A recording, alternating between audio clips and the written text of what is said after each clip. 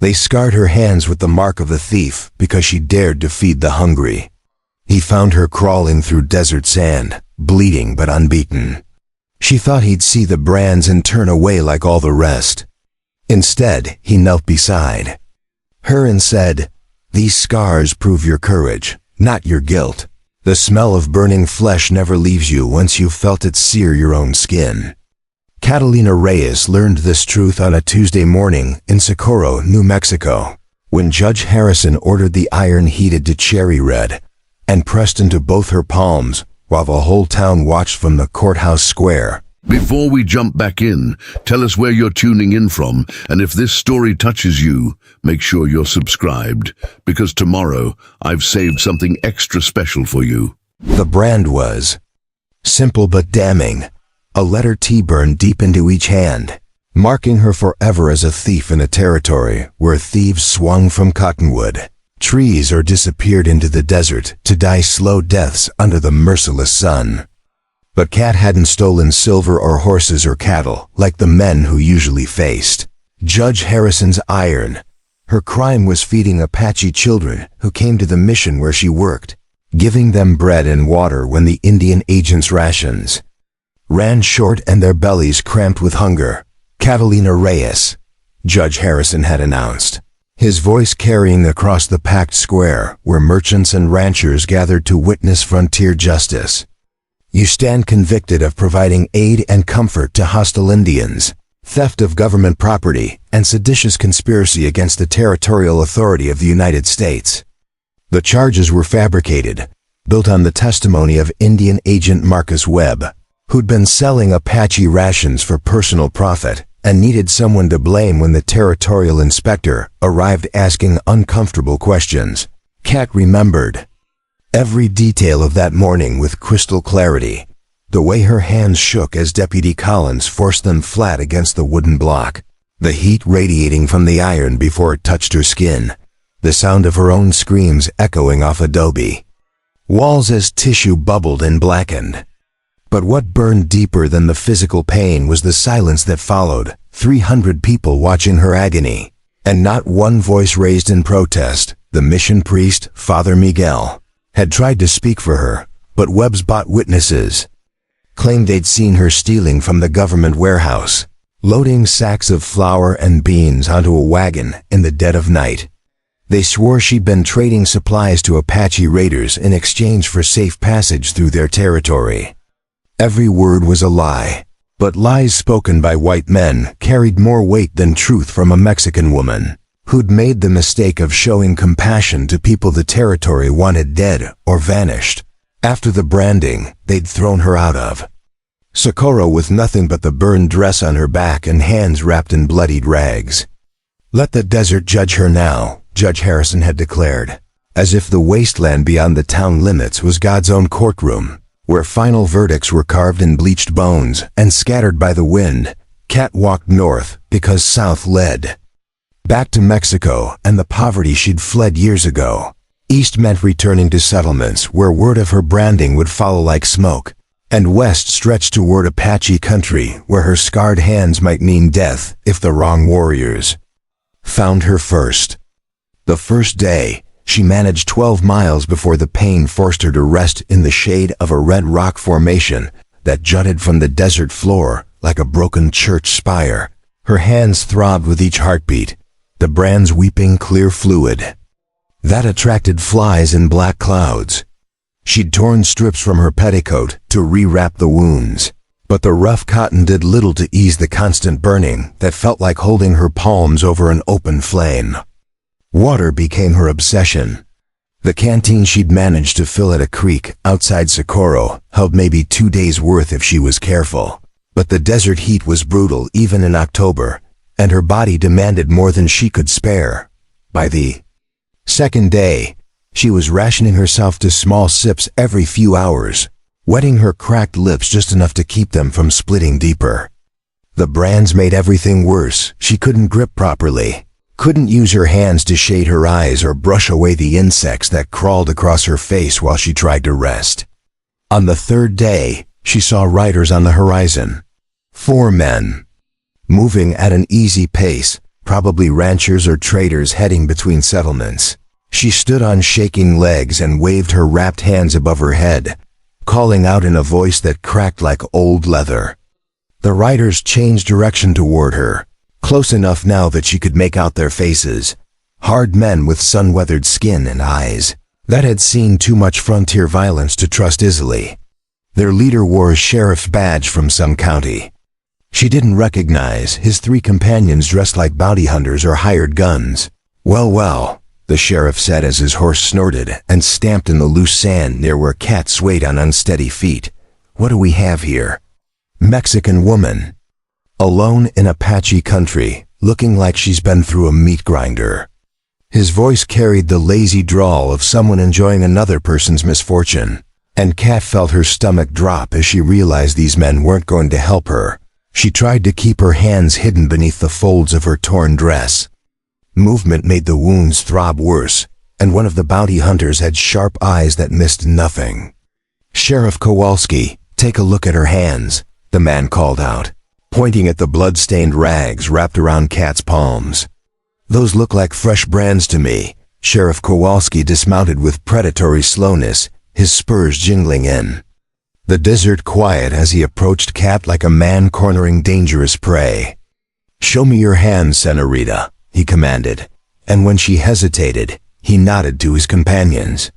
2 of them dropped from their saddles and grabbed her wrists, forcing her arms out straight while she struggled weakly against their grip. The sheriff unwrapped the bloodied cloth with deliberate care, whistling low when he saw the T branded into each palm. "Boys, we got ourselves a genuine territorial criminal here," he announced with satisfaction. "These marks mean she's been convicted of serious crimes against the United States government. There's probably a bounty on her head, and if not, we can always collect the reward for returning escaped prisoners to proper authority." They tied her hands behind her back with rough hemp rope that rubbed salt into the fresh brands, then threw her across the back of a pack horse like a sack of grain. The sheriff planned to take her back to Socorro, where Judge Harrison would likely add escape charges to her existing sentence, before hanging her or shipping her off to the territorial prison in Yuma, where women died slowly in cells that baked like ovens under the Arizona sun. But the desert had its own plans for Sheriff Kowalski and his bounty hunters, plans that began with a dust storm rolling in from the west like a brown wall of choking sand and wind. Kat felt the pressure change in her bones, tasted the electricity in the air that meant serious weather was coming. But the men were too busy arguing about how to split the bounty money to pay attention to the warning signs painted across the darkening sky. When the storm hit, it hit like God's own fist slamming down on the desert floor. Winds that could strip paint from wood and flesh from bone, sand thick enough to suffocate a horse, lightning that danced between earth and sky, and brilliant purple sheets that turned noon into midnight. The horses panicked first, screaming and rearing against their reins while the men fought to control them. And in the chaos, the pack horse carrying Kat bolted into the storm with her still tied across its back.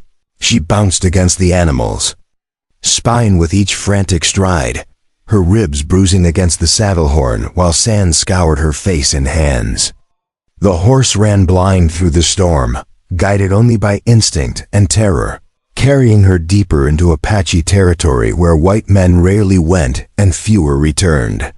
Miles passed in a nightmare of pain and suffocating dust until finally the exhausted animal stumbled into an arroyo and collapsed, throwing Kat hard against a boulder that knocked her unconscious.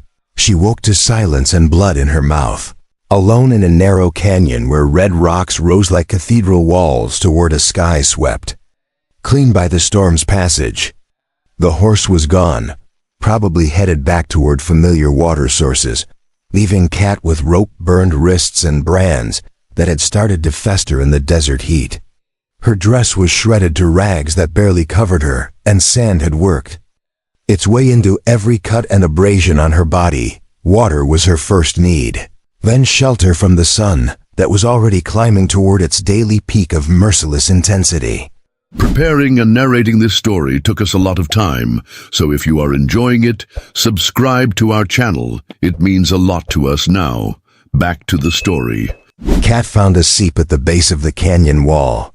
Barely more than mud, but wet enough to ease her cracked throat and clean some of the sand from her wounds.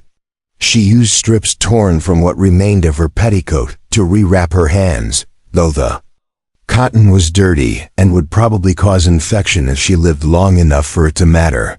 By the fourth day, infection had set into the brands on her palms, red streaks climbing toward her wrists like poison ivy following the paths of her veins. Fever made her shake even in the brutal heat, and she was beginning to see things that couldn't be there. Her mother calling her name from across impossible distances. Apache children she'd fed at the mission standing just beyond clear vision, beckoning her toward shadows that promised coolness and rest. She was crawling more than walking now, following the arroyo downstream toward what she hoped might be a larger water source, when she heard the sound that meant either salvation or death in Apache country, the soft whistle of a warrior signaling to his companions. Kat froze against the sandy bottom of the wash, trying to make herself small while footsteps approached with the careful placement of men who could walk across broken glass without making a sound. 3 pairs of moccasined feet appeared at the edge of her vision, leather decorated with patterns she recognized from her time at the mission. Apache warriors, probably scouts ranging ahead of a larger band, armed with rifles and knives that could end her life before she had time to scream. Kat closed her eyes and waited for the bullet or blade that would finish what Judge Harrison's iron had started. Instead, she heard surprise in a young voice speaking rapid Apache. "Father, look at her hands." The words were clear enough for Kat to understand, spoken by someone probably no older than 16, addressing an older warrior, with the respect due a parent or war leader. Footsteps moved closer, and Kat felt the shadow of someone kneeling beside her in the sand. When she opened her eyes, she was looking into the weathered face of an Apache warrior whose dark eyes held no hostility, only careful evaluation of her condition. His hair was streaked with silver and braided with small bones and feathers that marked him as someone of importance within his band. Scars crossed his chest and arms, the kind earned in battles against cavalry or rival tribes, but his expression was calm rather than threatening. "What did they do to you?" he asked in Spanish, accented with Apache inflection, his voice carrying genuine concern rather than mere curiosity. Kat tried to answer but managed only a croak from her parched throat, so she raised her hands instead, showing him the infected brands that had marked her as a criminal in the eyes of territorial law. The warrior studied the tea burned into each palm, and his expression hardened with understanding. 2 younger men flanked him, clearly his sons from their similar features and the way they deferred to his authority. The eldest looked to be about 16, already tall and lean with the quiet intensity of someone raised to manhood early. The middle son appeared perhaps 12, still carrying some softness of boyhood, but watchful in the way children became when they grew up surrounded by violence. The youngest couldn't be more than 8, standing close to his father's side, but staring at Kat with open curiosity rather than fear. The warrior spoke quietly to his sons in Apache too rapid for Kat to follow, then turned back to her with a decision made. "I am Taza," he said simply. "These are my sons Diego, Miguel, and Joaquin. We will not leave you here to die." He lifted Kat as easily as a man might carry a child, cradling her against his chest while giving orders to his boys in their own language, as Taza carried her toward their horses hidden in a side canyon. Kat felt consciousness slipping away from pain and exhaustion, and the simple relief of being held by someone who meant her no harm. She caught fragments of conversation between the father and sons, enough to understand that they were debating the wisdom of bringing an injured white woman back to their camp, weighing compassion against the safety of their people. Diego, the eldest, argued that any woman branded by white authorities was probably their enemy and therefore shouldn't be trusted regardless of her condition. Miguel wondered aloud if she might be bait in some elaborate military trap designed to locate Apache camps. Only little Joaquin seemed untroubled by her presence, asking his father in Spanish mixed with Apache why the white men had burned the woman's hands and whether it hurt as much as it looked like it did. Taza settled the debate with quiet authority. She fed our children when the Indian agents stole their food.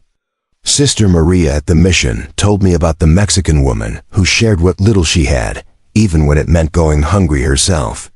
This is that woman, and we do not abandon those who have shown kindness to our own. His voice carried the finality of someone whose word was law within his family, and his sons accepted the decision without further argument. Their horses were magnificent animals, the kind of swift, hardy mounts that allowed Apache warriors to appear and disappear across hundreds of miles of desert terrain faster than any cavalry unit could follow.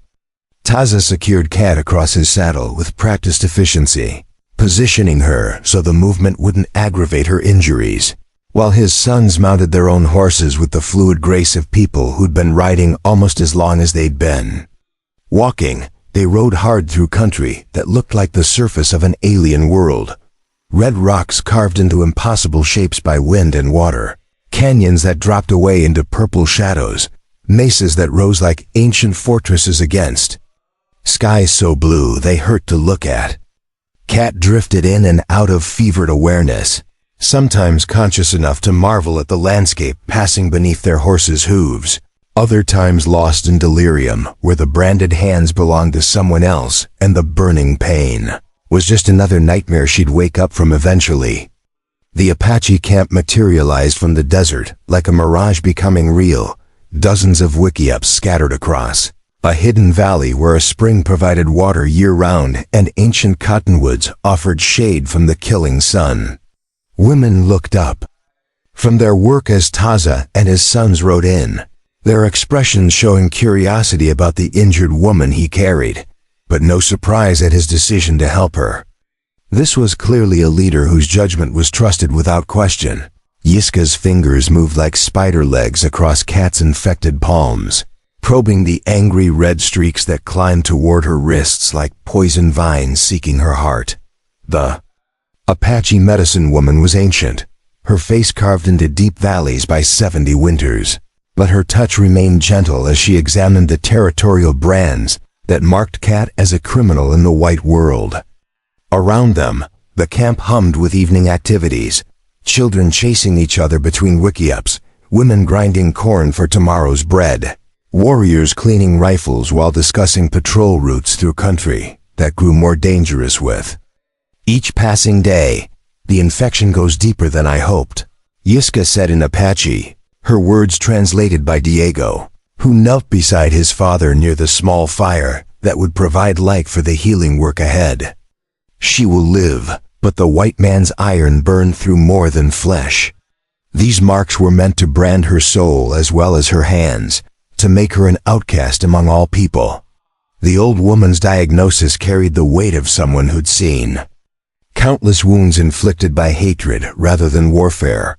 Taza listened without interruption, his weathered face impassive as he absorbed information that would determine how his family proceeded with this unexpected responsibility. Taking in a branded white woman was dangerous enough under normal circumstances, but with territorial cavalry increasing their raids against Apache camps and bounty hunters scouring the desert for any trace of hostile Indians, harboring someone marked as a criminal could provide the excuse military commanders needed to justify total war against his people. "What do you need?" he asked simply, his question indicating that the decision to help Kat had already been made regardless of the risks involved. This was the leadership style that had kept his band alive through years of systematic persecution, careful evaluation followed by decisive action, with no second-guessing once a course was chosen. His sons recognized the finality in their father's voice and began gathering the supplies Yiska would require for the healing ceremony that would determine whether Kat lived or died. Miguel returned from the spring carrying water heated over coals until it steamed in the cool desert air. while Joaquin brought armloads of specific plants the medicine woman had identified: desert willow for pain, chaparral for infection, and prickly pear pads that would be split open to reveal the cooling gel inside. Diego contributed his own knife, its blade purified in flames until the steel glowed red in the gathering darkness, sharp enough to cut away the dead tissue that threatened to poison Kat's entire system. The treatment began with prayers spoken in Apache so ancient that even Diego couldn't translate all the words. Invocations to spirits that governed healing and protected those who showed courage in the face of overwhelming pain. Yiska painted Kat's forehead with symbols drawn in ochre mixed with sacred water, marking her as someone under the protection of forces older and more powerful than territorial law or military authority. Then came the cutting. Kat bit down on a leather strap to muffle her screams, while Yiska's knife carved away infected flesh with surgical precision, each slice removing tissue that had begun to blacken and smell of death. Blood flowed freely, washing out poison that would have killed her within days. But the pain was beyond anything she'd experienced even during the original branding. Her body convulsed against the wiki-up supporting poles while Diego and Miguel held her arms steady and little Joaquin bathed her face with cool water from the spring. "She has warrior's blood," Yiska observed as she worked, noting how Kat endured agony that would have broken weaker people. "The white men burned her hands because she fed our children, but they could not burn her spirit. That remains whole, and it will carry her through this healing if she chooses to fight rather than surrender to the pain." The medicine woman's assessment was both medical and spiritual, recognizing that survival often depended as much on will as on treatment. For 3 days, Kat drifted between consciousness and fever dreams that mixed memory with hallucination in ways that made past and present indistinguishable. She relived the moment of branding over and over, feeling Judge Harrison's iron searing her palms, while courthouse crowds cheered her punishment. But in the dreams, the faces changed constantly. Sometimes her mother wept from the gallery, sometimes Apache children she'd fed at the mission stood among the spectators. Sometimes Taza himself appeared as one of the territorial officials condemning her to exile and disgrace. In her more lucid moments, she became aware of the careful routine that governed her recovery. Yiska changed her bandages twice daily, applying fresh poultices made from plants that grew wild in the desert, but possessed healing properties that territorial doctors had never learned to recognize. The medicine woman's treatments were accompanied by songs that seemed to ease pain better than any laudanum Kat had ever known, melodies that connected her injured flesh to natural rhythms of growth and renewal. Taza's sons took turns sitting with her during the worst periods, when fever made her delirious and she spoke in languages that mixed Spanish, English, and fragments of Apache she'd absorbed during her time at the mission. Diego proved surprisingly gentle for someone trained as a warrior, cooling her forehead with wet cloths and speaking softly in Spanish about mundane things: the weather, the condition of the horses, plans for hunting trips that would take the men away from camp for several days. Miguel showed different talents, entertaining her with stories that required no response, but provided distraction from the constant throbbing in her hands. His tales mixed Apache legends with his own observations about desert life: why coyotes sang at night, how ravens learned to mimic human speech, which plants could predict rainfall weeks in advance. The boy's knowledge impressed Kat with its depth and accuracy, revealing an educational system that taught children to read the natural world with the same precision white schools devoted to books and arithmetic. Little Joaquin approached her recovery with the straightforward curiosity of someone too young to understand the political complexities that made her presence controversial. He brought her small gifts gathered during his daily explorations, unusually shaped stones, colorful feathers, seed pods that rattled when shaken. His offerings were accompanied by questions asked in the mixture of Spanish and Apache that served as the family's common language when they wanted to include Kat in conversations. "Why did the white men burn your hands instead of shooting you?" he asked one morning as Kat managed to sit up without assistance for the first time since the fever broke. The question was posed with the matter-of-fact directness children brought to subjects adults preferred to avoid, and Kat found herself struggling to explain frontier justice to someone raised in a culture where punishment served restoration rather than retribution. She tried to describe how territorial law was supposed to work, how judges like Harrison claimed to represent civilized justice that distinguished between degrees of guilt and applied appropriate consequences. But even as she spoke the words, Kat realized how hollow they sounded when measured against her actual experience of being branded for showing compassion to hungry children. The Apache way of handling wrongdoing through restitution and community healing rather than permanent marking and exile seemed infinitely more humane than the system she'd grown up believing was superior. During her fourth night in the camp, Kat woke to find Taza sitting beside her sleeping area, his rifle across his knees and his attention focused on sounds only he could detect in the desert darkness. She lay still, not wanting to disturb his vigilance, but gradually became aware that he was listening to something specific, the distant rumble of many horses moving at speed across hard ground, too organized to be wild mustangs and too large to be a hunting party. Cavalry? She whispered, the word barely audible even in the profound silence that surrounded them.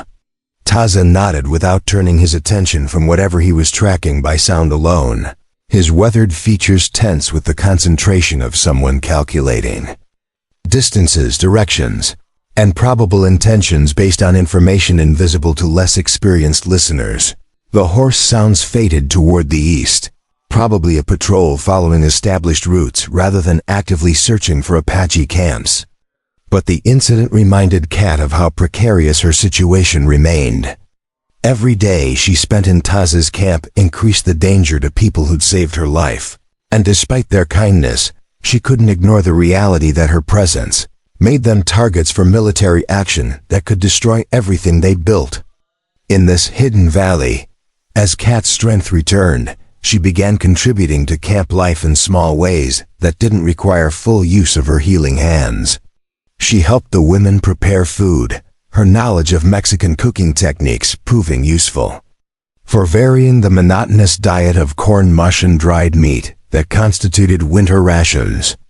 Her ability to speak Spanish made her valuable for interpreting information gathered from raids on Mexican settlements, where Apache warriors acquired supplies that couldn't be obtained through hunting or gathering. Yiska taught her to identify medicinal plants that grew throughout the Sonoran Desert, knowledge that could mean the difference between life and death for people living beyond the reach of territorial doctors. Kat learned to recognize chaparral by its distinctive resin smell, to find desert willow near water sources to harvest prickly pear fruit without getting covered in nearly invisible spines that could fester under the skin for months. Each lesson connected her more deeply to the landscape that was becoming her home. The education worked both ways. Kat shared her literacy with Diego and Miguel, teaching them to read English words that might appear on military documents or territorial newspapers that occasionally found their way into Apache hands through raids or trading. The boys proved quick students, understanding instinctively that knowledge of the enemy's language could provide tactical advantages in the ongoing conflict that defined their daily existence. Why do white people write everything down? Miguel asked one afternoon as Kat helped him sound out words in a month-old copy of the Territorial Enterprise that had been captured during a raid on a supply wagon. The newspaper's articles about Indian warfare painted Apache people as savage animals that needed to be exterminated for the good of civilization, descriptions that bore no resemblance to the family-centered community where Kat was learning to feel at home. She struggled to explain the white obsession with written records, the need to document every transaction and codify every law in languages that could be interpreted by strangers, rather than elders who understood the spirit behind rules. Apache tradition preserved important information through stories and songs that changed subtly with each telling. adapting ancient wisdom to contemporary circumstances rather than freezing it in unchangeable text. The contrast between oral and written culture became more apparent as Kat spent time with the camp storytellers, particularly an old warrior named Shappa, who specialized in tales that taught young people about their history and responsibilities. His stories weren't simple entertainment, but complex educational tools that conveyed moral lessons, practical knowledge, and cultural identity simultaneously. Characters faced dilemmas that required listeners to think about proper behavior in challenging situations. Stories live, Shappa explained through Diego's translation when Kat asked about the difference between his narratives and the books she'd grown up reading. They grow and change as the people who tell them learn new things about the world. But writing kills stories, makes them into dead things that cannot adapt when circumstances change. His observation highlighted a fundamental philosophical difference between cultures that preserved knowledge through flexibility versus those that valued consistency above adaptation. Kat began to understand why Apache children seemed more mature than their white counterparts, despite having less formal education. They grew up with responsibilities that contributed directly to their family's survival, learning skills through participation rather than abstract instruction. Even Joaquin, at only 8 years old, could track animals, predict weather patterns, and identify edible plants with accuracy that would impress experienced frontiersmen. The boys' relationship with their father fascinated her. Taza combined authority with respect in ways that encouraged independence while maintaining discipline. He explained his decisions when circumstances allowed, helping his sons understand the reasoning behind rules rather than demanding blind obedience. The result was young men who thought critically about problems and took initiative when situations required immediate action.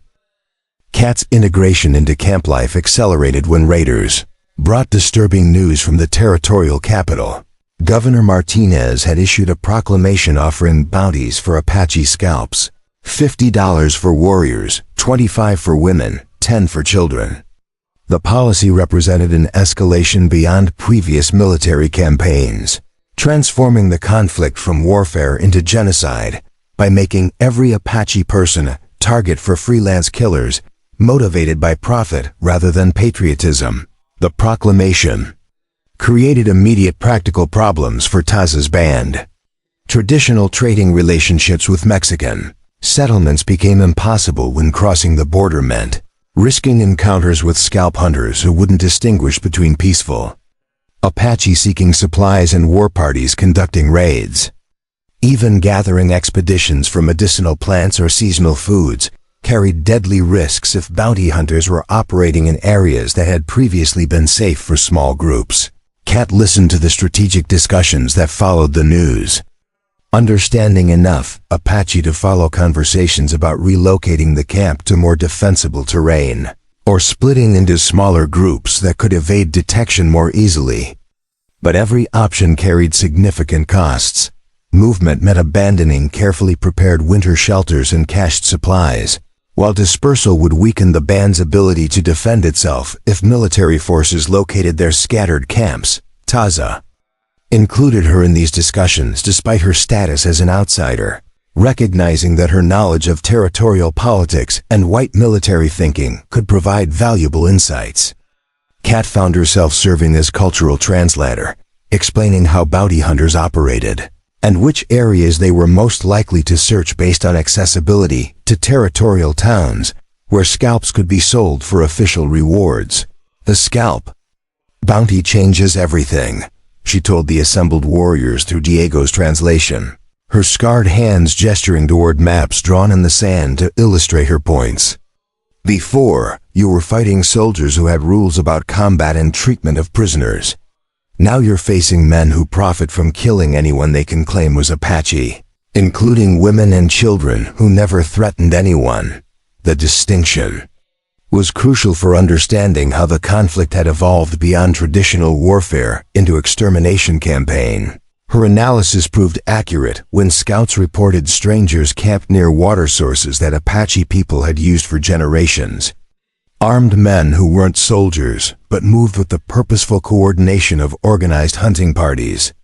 These weren't random drifters or lost travelers, but professional killers equipped with fast horses and repeating rifles.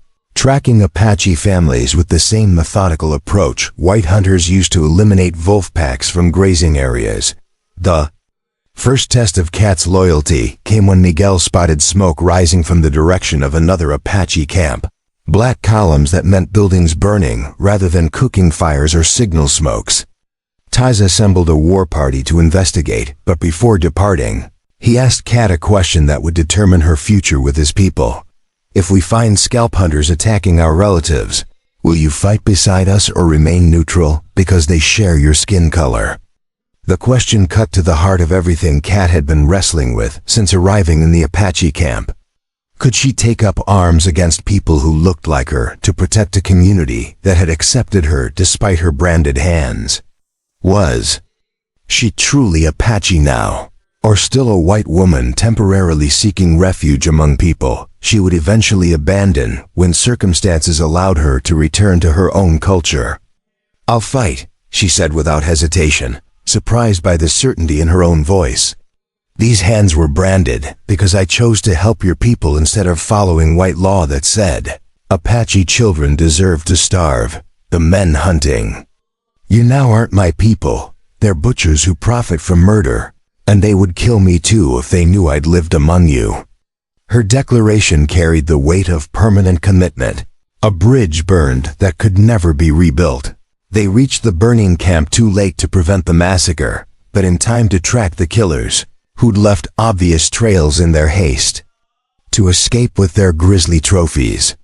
15 Apache had died, including 6 children, their bodies mutilated in ways that went beyond military necessity to become deliberate desecration designed to terrorize survivors. The scalp hunters had taken hair from every victim regardless of age or gender, proof that bounty payments motivated them more than any strategic objective. Kat felt physically sick as she looked at the devastation, but her horror quickly transformed into rage that burned hotter than Judge Harrison's iron hat on the day she was branded. These weren't warriors killed in honest combat, but families murdered while preparing their evening meal, grandmothers scalped while tending cookfires, children butchered while playing games that would never be finished. The brutality exceeded anything she'd imagined white civilization was capable of inflicting. Taz's warriors followed the killer's trail with deadly purpose, their anger controlled but unmistakable in the way they checked weapons and adjusted equipment for sustained pursuit. Kat rode with them despite her inexperience with mounted combat. Carrying a rifle Diego had taught her to use, and ammunition taken from the territorial supply wagon captured weeks earlier. Her scarred hands made gripping difficult, but determination compensated for physical limitations. They caught the scalp hunters at dawn while the killers were still celebrating their profitable night's work around a campfire decorated with bloody trophies hung from makeshift racks. 7 men armed with the best weapons bounty money could buy, their horses picketed nearby, and their escape routes planned with the careful attention to detail that kept them alive in a business where mistakes meant death at the hands of vengeful relatives. The attack was swift and merciless. Taz's warriors moved like shadows in the pre-dawn darkness, surrounding the camp before the scalp hunters realized they'd been found. Kat found herself firing at a bearded man who was reaching for his rifle, her bullet taking him in the chest before he could bring the weapon to bear. The recoil sent shockwaves up her injured arms, but she worked the rifle's action and fired again, driven by fury that made pain irrelevant. When the shooting stopped, all 7 bounty hunters were dead, their bodies left for scavengers, while the Apache warriors recovered the scalps that would be returned to the destroyed camp for proper burial. Kat stared at the man she'd killed, his lifeless eyes reflecting morning sunlight that would never warm his face again. She felt no remorse for ending someone who murdered children for money, only grim satisfaction that he would never collect. Another bounty. The ride back to their own camp passed in contemplative silence, broken only by necessary communication about routes and security.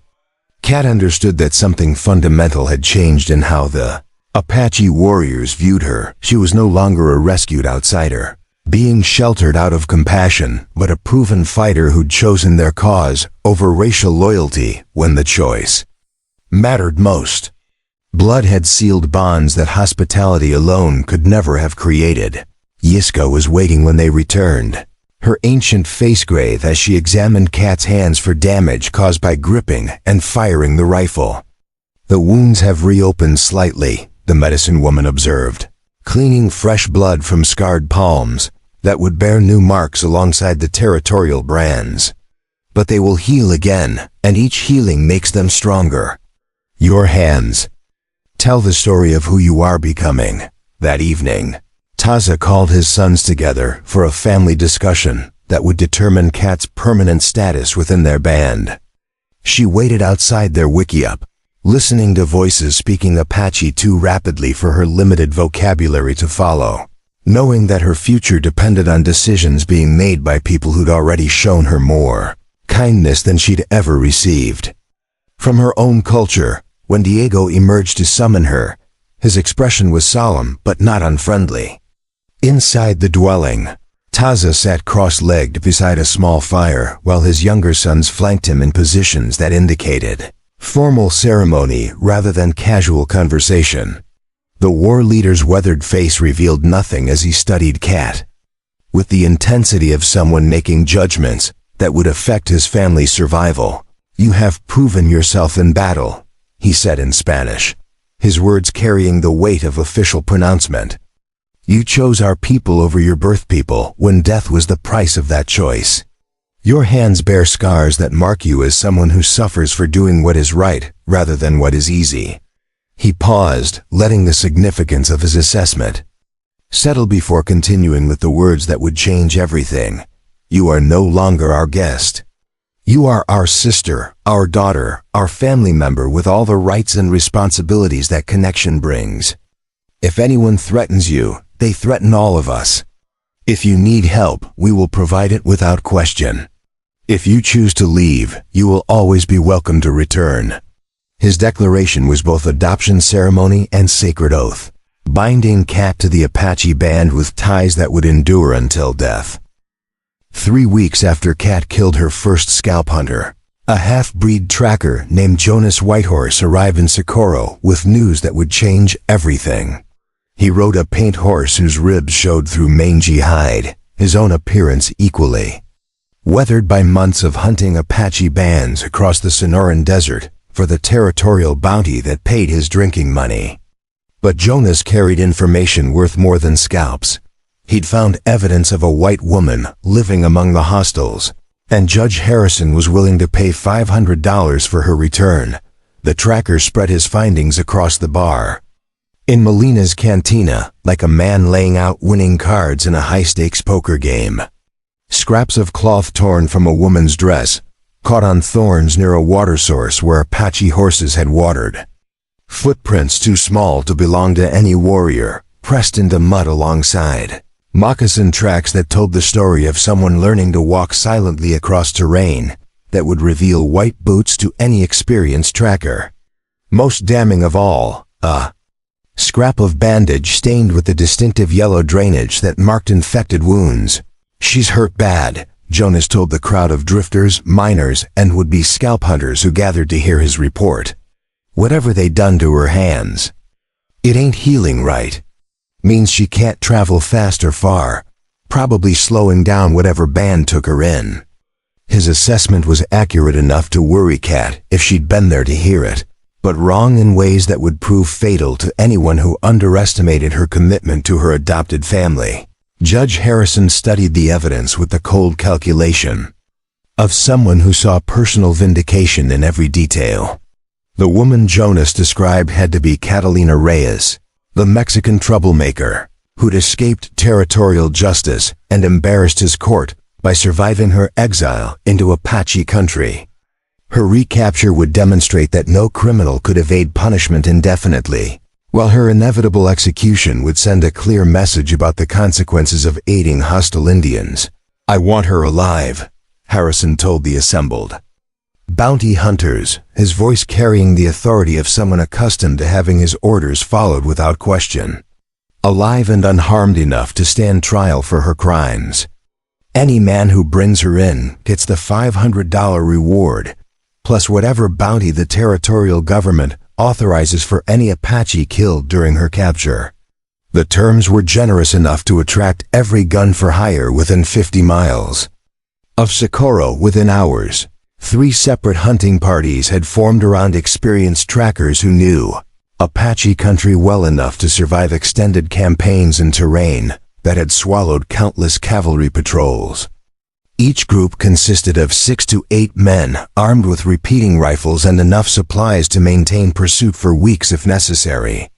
They planned to converge on the area where Jonas had found his evidence, then spread out in coordinated sweeps, designed to locate and surround any Apache camp harboring a white woman. The largest party was led by Captain Samuel Morrison, a former cavalry officer who'd been cashiered for brutality excessive, even by frontier standards. His reputation for thoroughness attracted men who shared his view that the only good Indian was a dead Indian, regardless of age or gender. They rode out of Socorro at dawn, their pack horses loaded with ammunition and supplies for a campaign that would continue until every Apache in the territory was dead or confined to reservations. Kat learned about the bounty hunters from a Chiricahua messenger who'd ridden hard through dangerous country to warn Taza that large groups of well-armed whites were moving toward traditional Apache gathering areas. The news arrived during the evening meal, interrupting family conversations with information that sent warriors scrambling for weapons and women gathering their most precious possessions for potential evacuation. They're not looking for random Apache, the messenger explained in rapid Spanish mixed with Apache phrases that Diego translated for Kat's benefit. They're hunting for a specific white woman, someone they believe is being held against her will by hostiles. The bounty is large, enough to attract every killer and drifter in the territory. His words hit Kat like physical blows, each detail confirming her worst fears about the consequences of her continued presence in Taza's camp. The messenger described the hunting parties with the precision of someone who'd observed them from carefully concealed positions. Morrison's group numbered 8 men with military discipline and superior firepower, while a second party led by a gambler named Wade Hutchins relied more on mobility and local knowledge. The third group consisted of Mexican vaqueros who'd crossed the border, specifically to collect scalp bounties that offered better pay than herding cattle for wealthy ranchers. Taza listened to the intelligence report without visible emotion, but Kat could see the calculations taking place behind his weathered features as he weighed options that ranged from immediate flight to defensive preparations. Every choice carried significant risks. Movement would expose the band to detection during daylight hours, while remaining in their current location meant facing superior numbers in terrain that offered limited defensive advantages. "They're hunting me," Kat said quietly, her scarred hands clenched into fists that sent shooting pains up her arms. Everything the messenger described points to Judge Harrison's determination to recapture me and finish what he started with these brands. I should leave immediately, draw them away from your people before they locate this camp. Her suggestion was logical but naive about the realities of frontier warfare. Diego shook his head with the vehemence of someone rejecting a fundamentally flawed premise. "You think they'll stop hunting us once they have you? You think Morrison and his killers will ride away satisfied after capturing one woman?" His questions highlighted the broader context that Kat was still learning to understand. This wasn't really about her individual case, but about using her recapture as justification for broader military action against all Apache people. Taza confirmed his eldest son's assessment with grim authority. The bounty hunters need Apache dead to prove they're earning their money. Finding you gives them excuse to attack any band they encounter, claiming they're rescuing a white woman from savage captivity. Your surrender would not save our lives. It would make our deaths more profitable for the men hunting us. His strategic analysis cut through any romantic notions about noble self-sacrifice. The family discussion that followed established priorities with brutal clarity. The band would evacuate immediately, moving deeper into mountains where cavalry couldn't follow with heavy equipment. Non-essential supplies would be cached or abandoned, with each person carrying only weapons, minimal food, and items necessary for survival in terrain that offered concealment at the cost of comfort. Kat would travel with Diego and Miguel while Joaquin rode with his father, an arrangement designed to ensure no single attack could eliminate the family's next generation. As the camp prepared for departure, Kat felt the weight of responsibility. That came with knowing her past had brought death to people who'd shown her nothing but kindness. Children who should have been playing games were instead helping adults dismantle the only homes they'd ever known. Their young faces serious with understanding that their lives depended on moving quickly and quietly through country filled with men who would kill them for money. They moved by starlight across terrain that seemed designed by nature to hide people who knew how to use its features for concealment.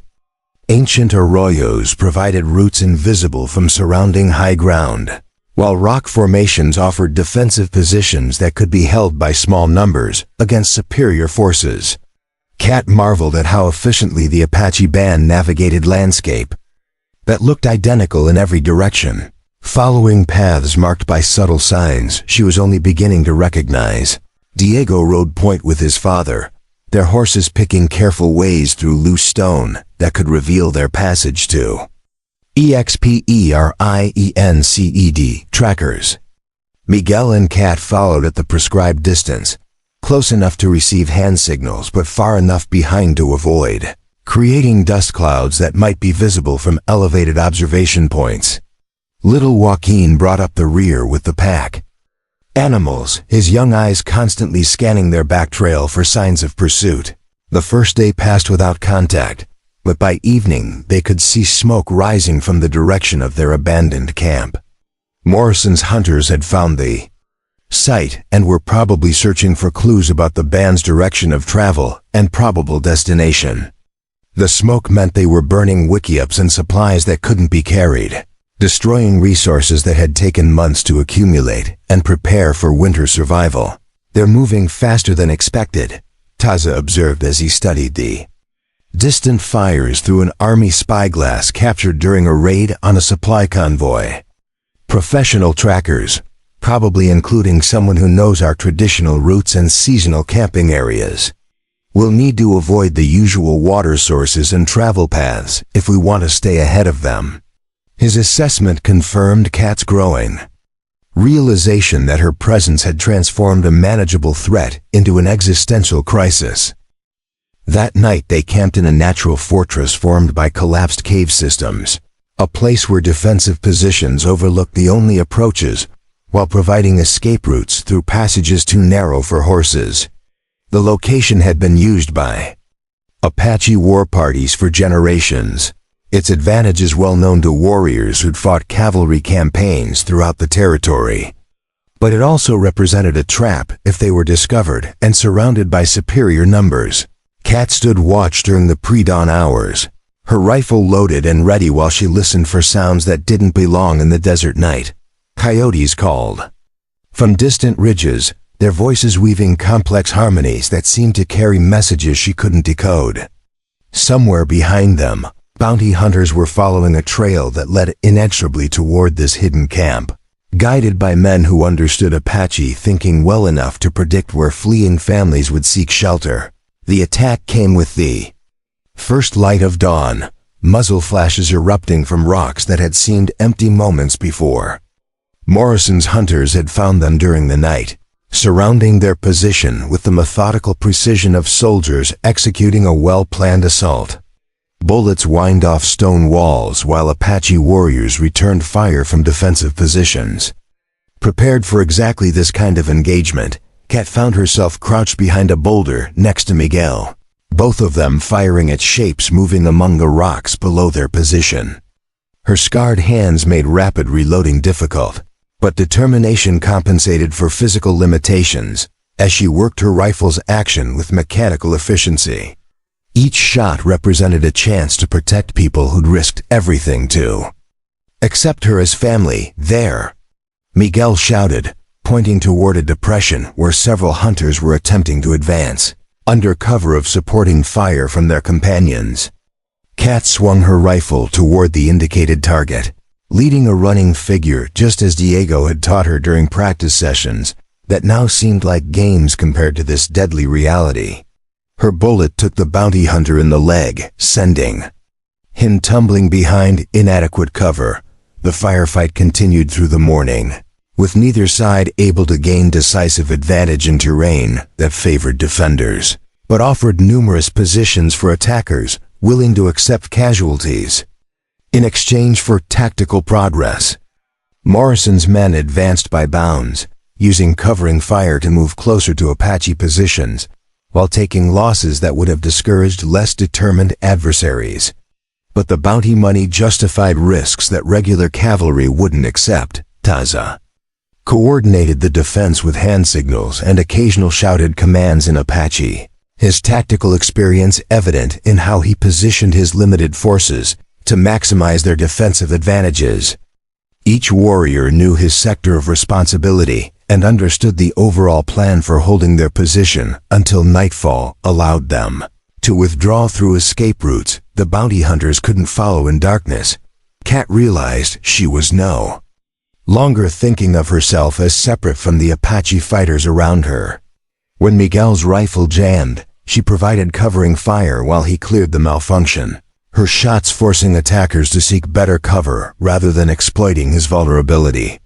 When Joaquin ran low on ammunition, she shared her supply without being asked, understanding that their survival depended on maintaining coordinated fire rather than individual conservation. The crucial moment came when Morrison himself attempted to lead a flanking movement around the eastern edge of their defensive position.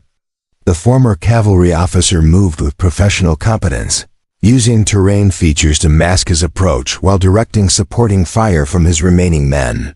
If he succeeded in reaching their flank, the Apache position would become untenable, and the family would face capture or death. Taza saw the danger and made the kind of decision that separated effective war leaders from ordinary fighters. "Diego, take the others through the back passages," he ordered in rapid Apache that his eldest son understood immediately. "I'll hold this position until you're clear, then follow if I can." The plan was sound tactically, but potentially fatal. For the man who volunteered to serve as rear guard, Kat refused to accept that solution.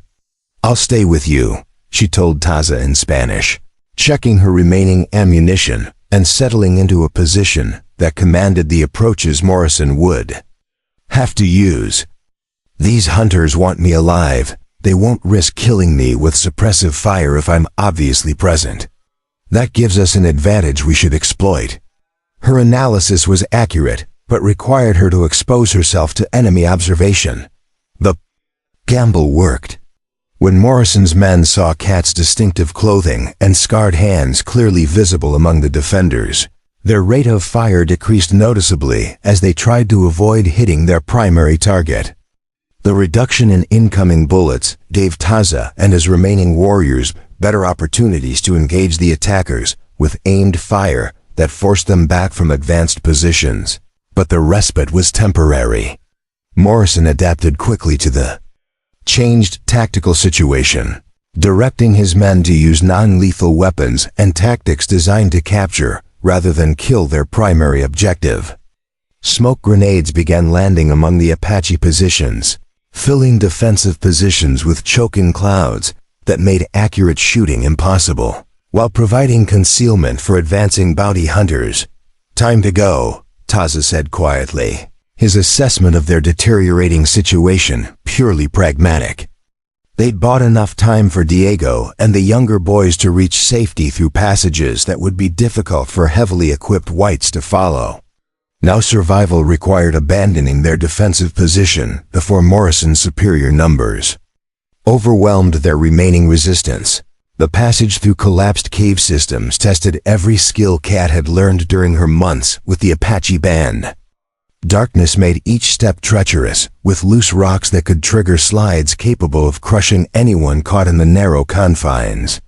Taza moved through the underground maze with confidence born of childhood familiarity, but Kat had to rely on touch and trust as she followed his shadowy figure through openings barely wide enough for human passage.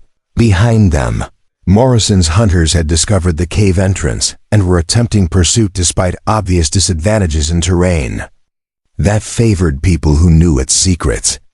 Gunshots echoed through stone corridors as bounty hunters fired blindly into darkness, their muzzle flashes providing brief illumination that revealed nothing useful about their quarry's location or direction of travel.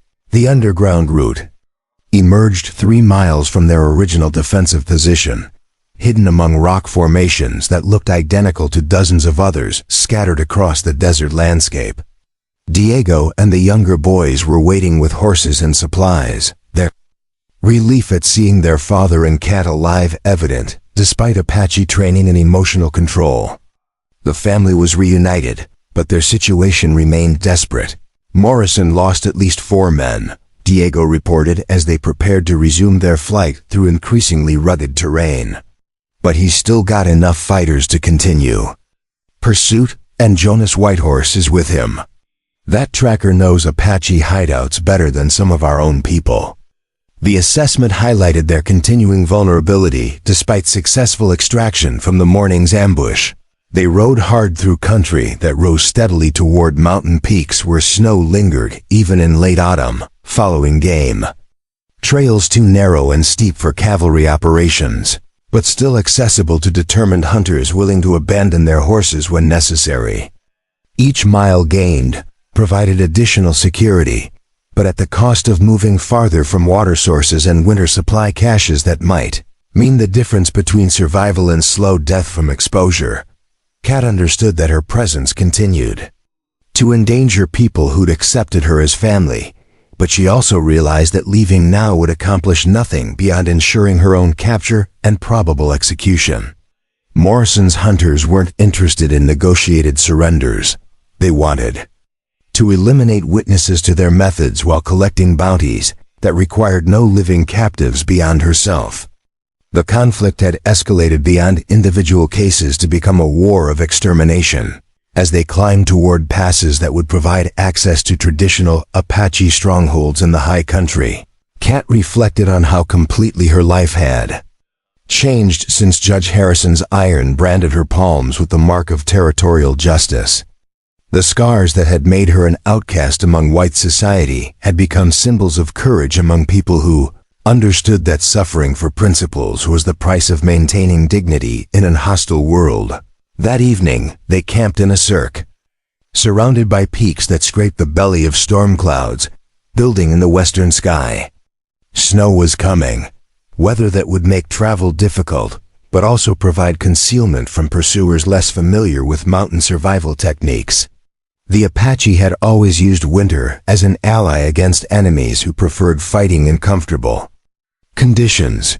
Taza assembled his family around a carefully concealed fire that provided warmth without creating light visible from surrounding ridges. His weathered face was grave as he discussed their options, all of which involved significant risks and uncertain outcomes. They could continue climbing toward established winter camps in the high peaks, but supplies were limited and the season was advancing rapidly toward conditions that killed unprepared travelers. "There's another choice," he said quietly, his words carrying implications that would determine their family's future. "We can stop running and make our stand where we choose the ground." The suggestion represented abandoning defensive strategy in favor of offensive action, using their knowledge of the terrain to turn hunters into hunted. Kat felt something cold settle in her stomach as she realized what Taza was proposing. Instead of continuing their flight toward uncertain sanctuary in the mountains, they would use themselves as bait to lure Morrison's hunters into terrain where Apache advantages in mobility and local knowledge could be exploited to deadly effect. It was a desperate gamble that could eliminate the threat permanently or result in their complete destruction. "I'm ready," she said simply, her scarred hands steady as she checked her weapons and equipment. The woman who'd been branded as a thief for feeding hungry children had evolved into someone willing to kill and die for the family that had accepted her when her own people cast her out. Tomorrow they would discover whether courage and desperation could triumph over superior numbers and firepower. The canyon Taza chose for their ambush had claimed the lives of cavalry patrols and Apache war parties alike over the decades. Its deceptively peaceful appearance masking geological features that turned trapped armies into death traps. Sheer walls rose 300 feet on both sides, carved by flash floods that could transform the narrow passage into a raging torrent. Within minutes of distant rainfall, ancient pictographs painted by long-dead tribes warned of the dangers, but white men couldn't read the messages left in ochre and blood. Kat studied the terrain with eyes that had learned to see landscape as Apache warriors did, not just geography, but tactical opportunity, natural fortifications that could multiply a small force's effectiveness against superior numbers. The canyon's floor was littered with boulders that had fallen from weathered cliffs, creating perfect concealment for riflemen who knew how to use shadows and angles to remain invisible until the moment of attack. Water seeps along the base of the eastern wall provided the bait that would draw Morrison's hunters into the killing zone. Taza positioned his family with the precision of a chess master arranging pieces for checkmate. Diego took the high position on the northern rim, his rifle commanding the entire length of the canyon floor, from an eagle's nest of stone that made him nearly impossible to spot from below. Miguel crawled into a crevice halfway up the southern wall, his younger eyes perfect for identifying targets at the maximum range. Their captured military rifles could reach effectively. Little Joaquin received the most dangerous assignment. He would remain at ground level with the horses, positioned at the canyon's narrow exit, where he could provide covering fire for their escape while serving as final insurance against any bounty hunters who survived the initial ambush. The 8-year-old accepted his responsibilities with the grim seriousness of someone raised to understand that survival often depended on children performing adult duties without hesitation. Kat found herself assigned to a position that would make her clearly visible to approaching hunters while providing excellent fields of fire to ward the canyon entrance where Morrison's men would be most vulnerable. Her role was both bait and executioner, using her presence to draw the bounty hunters deeper into the trap, while contributing firepower that could tip the balance in what would inevitably become a close-quarters fight to the death. The waiting began at dawn, each family member settling into positions chosen for maximum tactical advantage, while remaining alert to subtle changes in wind direction, bird behavior, and other natural indicators that would reveal approaching enemies long before they became visible to human eyes. Kat discovered that patience was a weapon as important as ammunition, requiring mental discipline that transformed nervous energy into focused readiness for violence. By mid-morning, dust clouds on the horizon announced that Morrison's hunting party had taken the bait, following the carefully prepared trail signs that suggested a fleeing Apache band had used the canyon as an escape route toward traditional strongholds in the high country. The bounty hunters moved with confidence born of superior numbers and firepower, their previous success making them careless about tactical precautions that might have saved their lives. Morrison himself led the advance into the canyon, his military experience evident in the way he deployed his remaining men in a formation designed to provide mutual support while advancing through potentially dangerous terrain. But his precautions were inadequate for the kind of warfare the Apache had perfected through generations of conflict against better-equipped enemies who underestimated the advantages of intimate knowledge of local geography. Kat watched the bounty hunters through her rifle sights as they moved deeper into the killing zone, their faces visible enough for her to distinguish individual features and expressions. These weren't anonymous soldiers following orders, but men who'd chosen to hunt human beings for profit, killers who would murder children for the bounty their scalps would bring in territorial towns where Apache hair was legal tender. The signal came when Morrison passed the point of no return.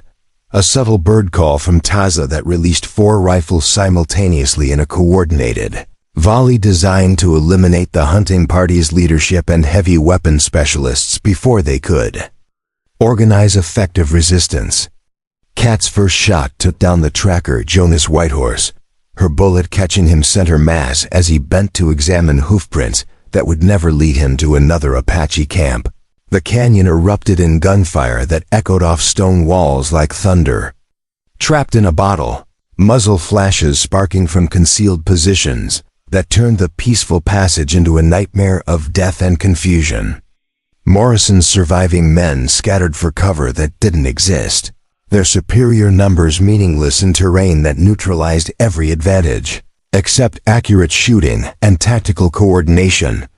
Diego's rifle spoke from the northern rim with mechanical precision, each shot carefully aimed and timed to maximum effect.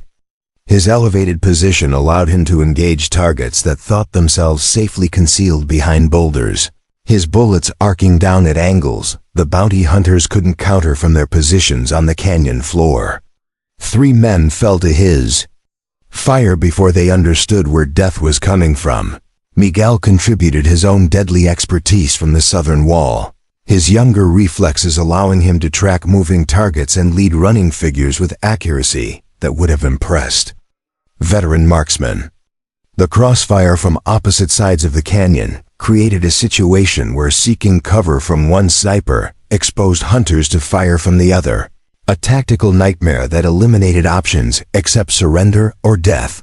Morrison himself proved harder to kill than his subordinates, using tactical knowledge gained from years of Indian fighting to identify cover that provided protection from multiple firing positions. He worked his way toward the canyon exit with professional competence, leaving his dying men behind while focusing on personal survival rather than futile attempts to rescue a situation that had become hopeless from the moment they entered the trap.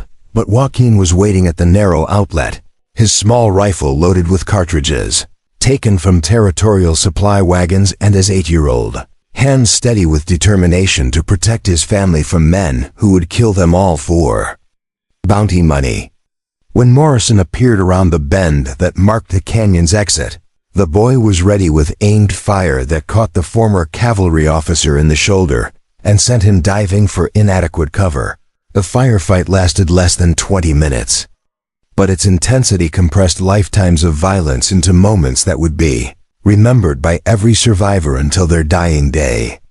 When the last echoes faded and gunsmoke drifted away on desert wind, 7 bounty hunters lay dead among the rocks where they'd sought safety from Apache bullets that found them despite their desperate attempts at concealment. Morrison alone remained alive, wounded but conscious where he'd fallen near the canyon exit with little Joaquin's rifle still trained on his position. Blood seeped from the shoulder wound that had ended his attempt at escape, but the injury wasn't immediately fatal, a circumstance that would prove unfortunate for the man who'd led killers into Apache country, seeking profit from genocide. Kat climbed down from her sniper's position with legs that shook from adrenaline and the emotional aftermath of killing men who'd hunted her family like animals. Her scarred hands remained steady as she reloaded her rifle, but inside she felt the strange combination of satisfaction and horror that came from successful violence against people who deserved their fate but remained human despite their choices. Taza emerged from concealment with the fluid grace of someone returning from successful hunting, his weathered face showing no emotion as he surveyed the results of their tactical planning. 7 dead bounty hunters represented temporary safety for his family, but also guaranteed retaliation from territorial authorities who would view the ambush as proof that Apache people needed to be eliminated completely rather than simply confined to reservations.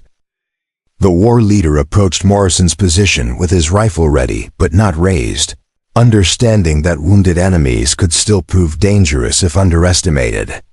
The former cavalry officer glared up at his captor with hatred undiluted by pain or fear of death, his pale eyes reflecting the racial animosity that had motivated his transformation from soldier into scalp hunter. "You murdering savage," Morrison snarled through gritted teeth, his words carrying venom that revealed more about his character than any formal biography could have provided. "When the territorial government learns what happened here, they'll send enough cavalry to wipe out every Apache between here and Mexico. You've signed your people's death warrant by killing white men." His threat was probably accurate regarding official response to the canyon ambush. Taza studied his prisoner with the dispassionate interest of someone examining a particularly venomous snake, dangerous but predictable in its essential nature. "You came here to kill my family and steal my woman," he replied in English heavily accented, but perfectly clear. "You expected us to stand still while you murdered our children for bounty money. We chose to fight instead of die quietly. This makes us savage?" His question highlighted the moral contradictions that white society preferred not to examine. Kat approached the wounded bounty hunter with her rifle lowered but ready, studying the face of someone who'd represented death and capture during weeks of desperate flight through hostile terrain. Morrison's hatred was obvious in every line of his expression, but she also saw something else. Recognition of her as an individual rather than simply the target of an official manhunt. "Catalina Reyes," Morrison said her name like a curse, his voice carrying contempt mixed with grudging respect for her effectiveness as a fighter. "Judge Harrison's branded thief, running with Apache killers and calling herself one of them. You could have surrendered and faced proper justice instead of turning yourself into a genuine criminal." His accusation ignored the reality of what territorial justice had already done to her. She knelt beside the wounded man, close enough that he could see the T-brands burned into her palms during that courthouse ceremony that seemed like a lifetime ago. "Your idea of proper justice left me to die in the desert for feeding hungry children," she said quietly, her voice carrying certainty that surprised her with its strength. "These people found me crawling through sand and chose to save my life when your kind had already decided I was worthless. I know which justice is real." Her declaration marked the final abandonment of any connection to the culture that had rejected her. Morrison's response was a mixture of rage and incomprehension, his worldview too rigid to accommodate the possibility that Apache people might possess moral qualities that white civilization lacked. "You're a traitor to your own race," he spat, his words revealing the fundamental premise that made peaceful coexistence impossible. "When this war ends, history will remember you as someone who chose savages over civilization." His prediction might prove accurate, but Kat no longer cared about historical judgments made by people who branded women for showing compassion. Taza made the decision that would determine Morrison's fate with consultation that included every member of his family, even 8-year-old Joaquin, whose opinion carried weight because he'd risked his life to defend them all during the canyon ambush. The discussion took place in Apache rapid enough that Kat caught only fragments, but the tone suggested serious debate about mercy versus practical necessity. Diego argued for immediate execution on grounds that wounded prisoners created tactical liabilities while providing no useful intelligence about territorial plans that were already obvious from recent military activities.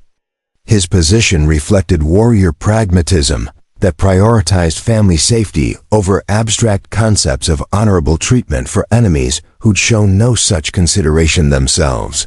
Miguel took a different approach, suggesting that Morrison's knowledge of bounty hunter operations might prove valuable for predicting future threats against Apache communities throughout the territory. The 12-year-old's tactical thinking impressed Kat with its sophistication, revealing how Apache children learned strategic analysis through participation in family decisions that directly affected their survival. Little Joaquin's contribution was characteristically direct. Morrison had tried to kill their family for money. Therefore, Morrison should die before he could try again or provide information to other enemies seeking similar profits. The boy's logic was unassailable from a purely practical standpoint. though it carried implications about the moral education children received in societies engaged in existential warfare. Kat found herself asked to provide the deciding opinion. Her status as adopted family member, giving her voice equal weight in decisions that would affect their collective future. The responsibility felt overwhelming, but she understood that this was how Apache communities functioned, through consensus that included everyone, who would face consequences of whatever choice was made. He came here to capture me and kill all of you for bounty money, she said finally, her words carrying the weight of someone who'd experienced both white justice and Apache mercy. If we release him, he'll guide cavalry to every Apache camp he can find, using his wound as proof that we're dangerous savages who need to be exterminated. His survival means death for families who never harmed anyone. Her assessment was coldly logical but accurate. Taza nodded acceptance of the family's decision, then walked to where Morrison lay bleeding among the rocks that had failed to provide adequate cover. The wounded bounty hunter glared up at his captor with defiance undiluted by fear, his hatred remaining strong enough to sustain him through whatever came next. He'd chosen his path when he decided to hunt human beings for profit, and that path had led inevitably to this canyon where Apache justice would be administered according to Apache law. The execution was swift and clean, accomplished with the professional efficiency of someone who understood that killing was sometimes necessary but never enjoyable. Morrison died without pleading or begging, his final expression showing contempt for people he'd never managed to understand, despite hunting them across hundreds of miles of desert terrain. His death eliminated the immediate threat to Taza's family while creating larger problems they would have to address in the future. Kat felt no satisfaction in the bounty hunter's death, only grim acknowledgement that some conflicts could only be resolved through violence that left everyone damaged, regardless of who survived.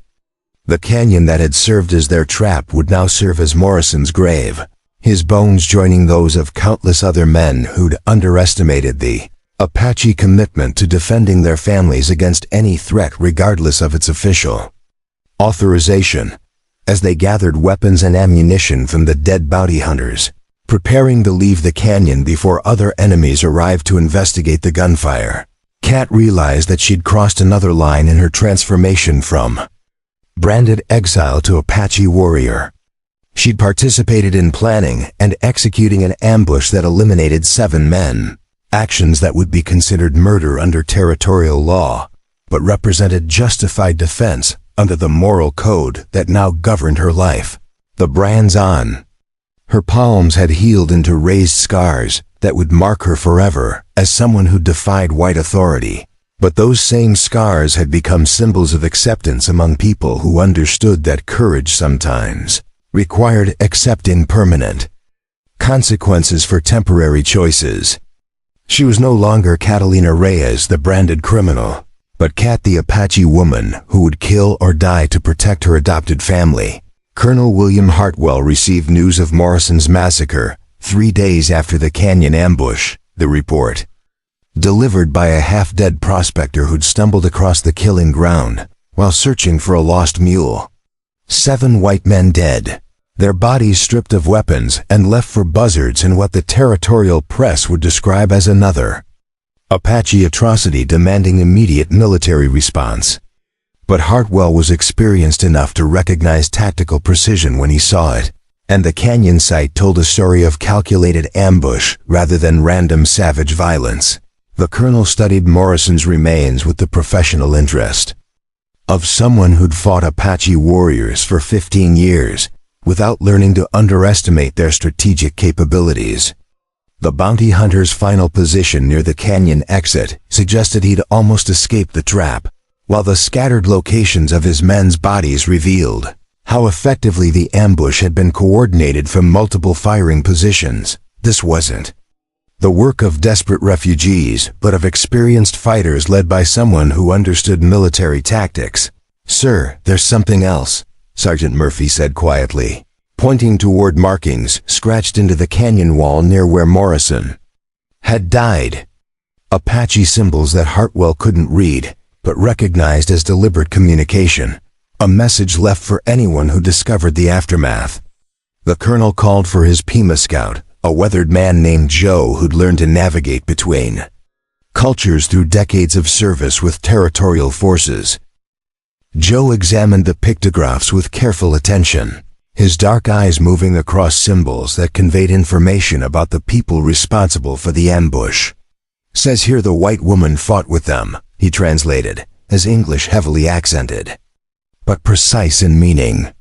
"Says she killed the tracker, chose Apache family over her own blood. Says anyone who hunts her will find the same death as these men." The message was both warning and declaration of permanent allegiance. Hartwell absorbed this intelligence with growing understanding of what he faced. Morrison had been hunting a branded white woman who'd supposedly been captured by hostiles. But the canyon evidence suggested she'd become an active participant in Apache warfare, rather than a victim requiring rescue. This complicated the political situation considerably, transforming a simple recovery operation into something approaching treason charges against a territorial citizen. The colonel's orders from the territorial governor were explicit: recover the white woman by any means necessary, eliminate any Apache who resisted, and demonstrate that the United States government would not tolerate continued defiance of federal authority in regions designated for white settlement. But Hartwell recognized the practical difficulties of locating a single band in country that stretched for thousands of square miles, most of it unmapped terrain where cavalry operations became exercises in expensive futility. "Assemble a full company," he told Sergeant Murphy, his decision reflecting both military necessity and political pressure from territorial officials, who demanded visible action regardless of its effectiveness. Heavy weapons, mountain artillery, supplies for extended operations. "We're going to end this Apache problem permanently, starting with the band that killed Morrison's hunters." The commitment would strip other frontier posts of their defensive forces, but political considerations outweighed tactical prudence. While territorial cavalry prepared for their punitive expedition, Kat underwent the Apache ritual that would complete her transformation from branded exile to recognized tribal member. The ceremony required 4 days of solitary fasting in sacred mountains, where spiritual powers could evaluate her worthiness to bear Apache identity permanently. Taza had explained that many who attempted the vision quest failed to receive acceptance from ancestral spirits who judged character more harshly than human adoption ceremonies. She climbed toward the high peaks carrying only water and the clothes on her back, following ancient paths marked by stone cairns that guided seekers to sites where the boundary between physical and spiritual worlds grew thin. Each step higher made breathing more difficult, but also seemed to clarify thoughts that had been confused by months of violence and rapid cultural adaptation. The branded scars on her palms throbbed with each heartbeat, reminders of the justice that had driven her into Apache protection. The sacred site was a natural amphitheater carved into living rock by geological forces that had operated for millions of years before humans learned to make fire. Pictographs covered every available surface, painted by generations of Apache, seekers who'd come here to receive guidance about their proper place in the cosmic order that governed relationships between all living things. Kat settled into meditation position facing east, where dawn would bring either spiritual acceptance or confirmation that she remained forever caught between incompatible worlds.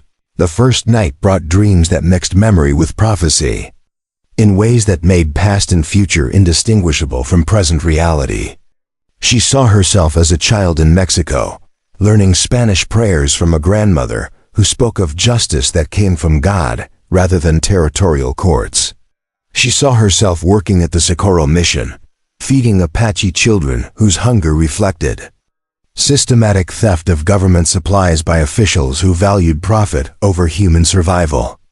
She saw herself choosing compassion over law, accepting brands that marked her as criminal rather than abandoning people who needed help.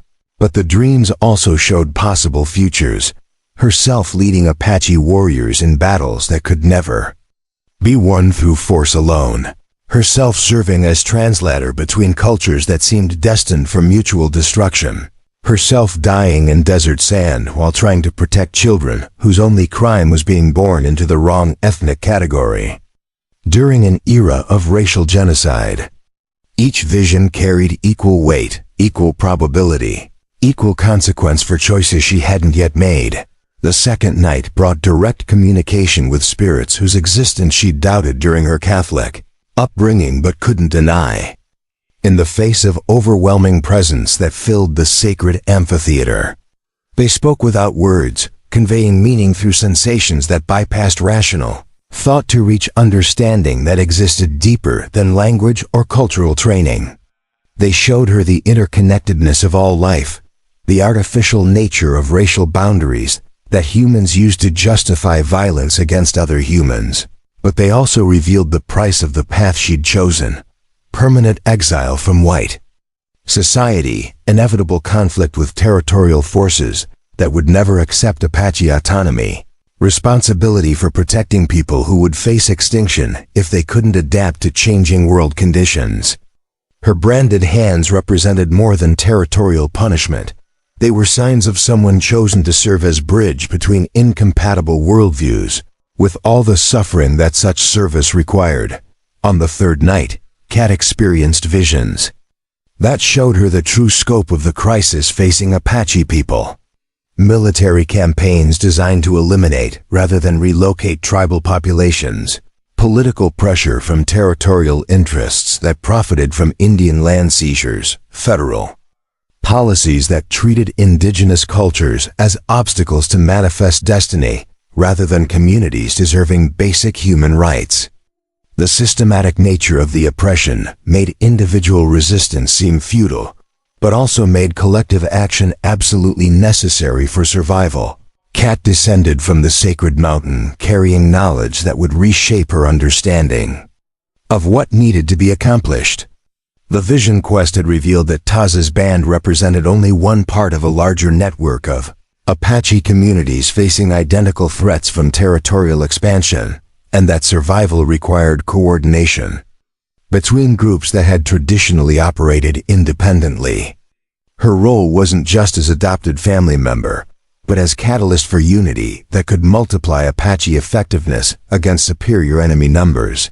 She found the camp in chaos, warriors cleaning weapons and women packing supplies for immediate departure. Taza met her return with grim news. Cavalry scouts had been spotted near traditional water sources, accompanied by Pima guides who could track Apache movements through terrain that usually provided perfect concealment. Colonel Hartwell's expedition was larger and better organized than previous military operations, representing serious commitment to eliminating Apache resistance permanently. The spirits showed me something during the quest, Kat told the assembled warriors, her words carrying authority derived from spiritual confirmation rather than simply tactical knowledge. We can't survive this fight as separate bands running from one hiding place to another. The cavalry will hunt us down one group at a time until no Apache families remain alive. Her assessment confirmed what many warriors had already concluded.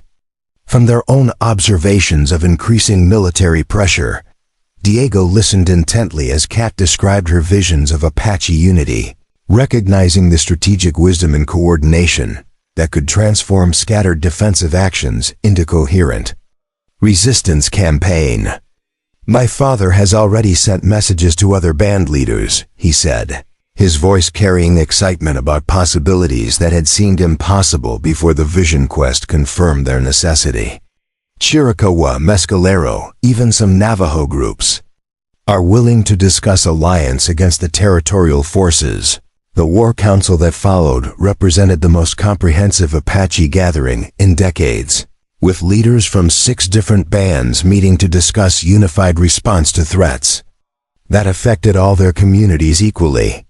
Kat served as translator and strategic advisor, her knowledge of white military thinking proving valuable for predicting cavalry tactics and identifying vulnerable points in territorial supply systems that sustained extended operations against mobile Indian forces. Each leader brought intelligence about military activities in their traditional territories, increased patrol frequency, construction of new forts designed to control Apache movement routes, negotiations with Mexican authorities for cross-border, pursued agreements that would eliminate sanctuary areas that had protected fleeing families for generations. The scope of territorial planning revealed systematic approach to Apache elimination that required equally systematic resistance. But unity required compromises that challenged traditional Apache independence. Band leaders who'd never acknowledged outside authority would need to coordinate movements and share resources according to plans, developed through collective decision-making rather than individual initiative. Warriors accustomed to following only their immediate family leaders would need to accept orders from chiefs they'd never met, trusting strangers with lives of their wives and children. Cat's branded hands became symbols of the transformation that Apache survival required, permanent marking that represented choice to abandon one identity in favor of another, acceptance of consequences that couldn't be undone or reversed through negotiation. Her presence reminded every warrior that the conflict had moved beyond traditional warfare into existential struggle, where compromise meant cultural death and victory required complete commitment regardless of personal cost. The unified Apache force that emerged from the War Council represented fighting strength that territorial authorities had never faced in coordinated form. 300 warriors armed with captured military weapons, supported by families who could sustain extended campaigns, through intimate knowledge of desert resources that cavalry units couldn't access without Apache guidance. But their greatest advantage was strategic coordination under leadership that combined traditional Apache tactics with understanding of white military doctrine. Cat worked with Taza and the other war chiefs to develop battle plans that exploited every weakness in territorial military organization while maximizing Apache advantages in mobility and terrain knowledge. They identified supply depots that sustained cavalry operations, communication lines that connected scattered frontier posts, political targets whose elimination would force territorial government to negotiate rather than continue pursuing military solutions to what officials preferred to define as Indian problems.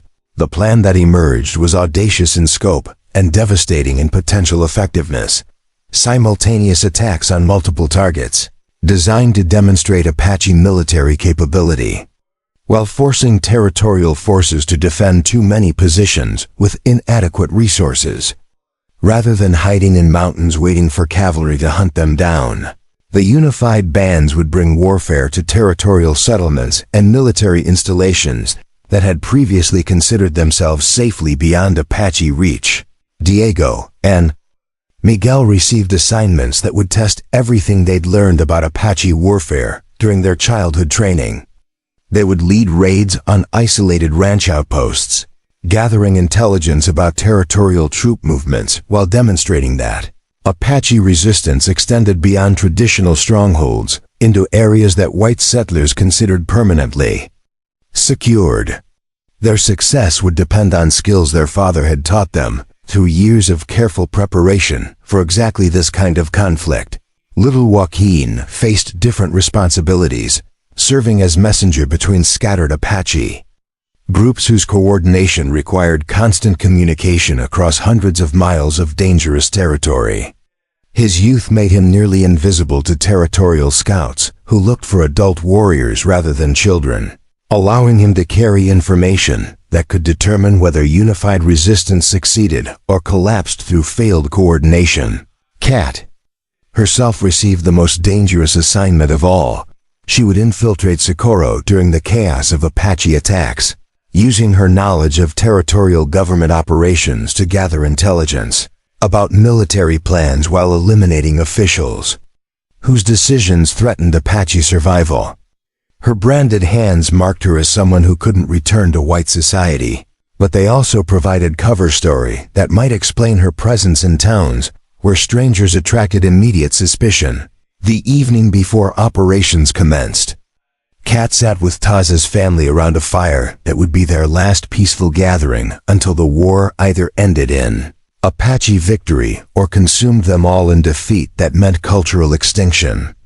She looked at her scarred palms by firelight, remembering the courthouse ceremony where Judge Harrison's iron had burned territorial justice into her flesh while crowds cheered her punishment for showing compassion to hungry children. Tomorrow, we find out whether courage is stronger than hatred, she said quietly, her words addressed to flames that danced like spirits, celebrating the choice she'd made to abandon one world in favor of another. The brands on her hands no longer represented shame but commitment to people who'd accepted her when her own culture cast her out, proof that some wounds became sources of strength rather than weakness when they marked someone who refused to surrender their principles despite consequences that couldn't be avoided. Taza placed his weathered hand on her shoulder, his touch conveying acceptance that transcended racial boundaries, drawn by people who'd never experienced the kind of desperate circumstances that revealed character more clearly than bloodline or birthplace. You belong with us, he said simply, the same words he'd spoken when he first found her crawling through desert sand. But now they carried different meaning, acknowledging not just rescue but recognition of someone who'd earned Apache identity. Through choices that proved her worthy of the family that had saved her life, Kat walked through Socorro's dizzy streets as the sun crested the eastern mountains, her scarred hands hidden beneath worn leather gloves that marked her as just another drifter seeking work in a territory where questions about the past were considered impolite. The town looked smaller than she remembered from the day Judge Harrison's iron had branded her palms, its adobe buildings and wooden storefronts somehow diminished by her knowledge of what lay beyond the comfortable illusion of civilized order that frontier settlements maintained through willful ignorance. The courthouse stood exactly as she'd left it 6 months ago, its territorial flag snapping in morning wind that carried dust and the distant sound of Apache war cries rising from ranches under simultaneous attack throughout the valley. Colonel Hartwell's cavalry was scattered across 50 miles of desert, chasing ghosts while the real war erupted in their rear areas where territorial officials had considered themselves safely beyond Apache reach. Judge Harrison emerged from his chambers carrying the same gavel he'd used to pronounce sentence on a Mexican woman, whose only crime was feeding hungry children, his pale face showing confusion about events that didn't fit his understanding of how Indian wars were supposed to proceed. Apache raids were meant to be random violence by savage bands, not coordinated military operations that demonstrated strategic thinking equal to anything territorial forces could mount. Kat approached him with steady steps, her right hand moving toward the knife Diego had given her during their final family meal together.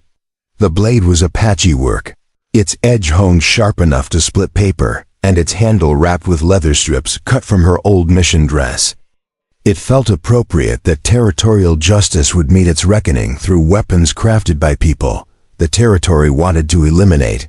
Judge Harrison, she said quietly, her voice carrying none of the fear that had characterized their last meeting. Do you remember Catalina Reyes? The woman you branded for showing mercy to Apache children? Her question stopped in cold, recognition dawning across features that had aged years in the months since his iron burned justice into her flesh. The powerful territorial official suddenly looked like what he'd always been, a small man who used legal authority to mask personal cruelty. His hand moved instinctively toward the pistol on his hip, but Kat was faster, her blade finding his throat before he could clear leather. These hands you marked as criminal, she whispered, pulling off her gloves to show him the T-scars that had healed into permanent reminders of his version of justice.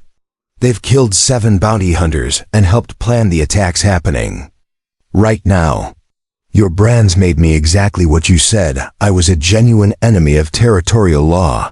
Judge Harrison died with his eyes wide, staring at scars he'd created through legal ceremony that was supposed to mark criminals permanently while deterring others from similar defiance of territorial authority. Instead, his iron had forged someone who understood that mercy and justice were incompatible with systems designed to eliminate inconvenient populations through bureaucratic violence disguised as legal process. Cat left his body in the courthouse. Steps where every resident of Socorro would see what happened to officials who profited from policies that treated compassion as criminal behavior. The message was both personal and political.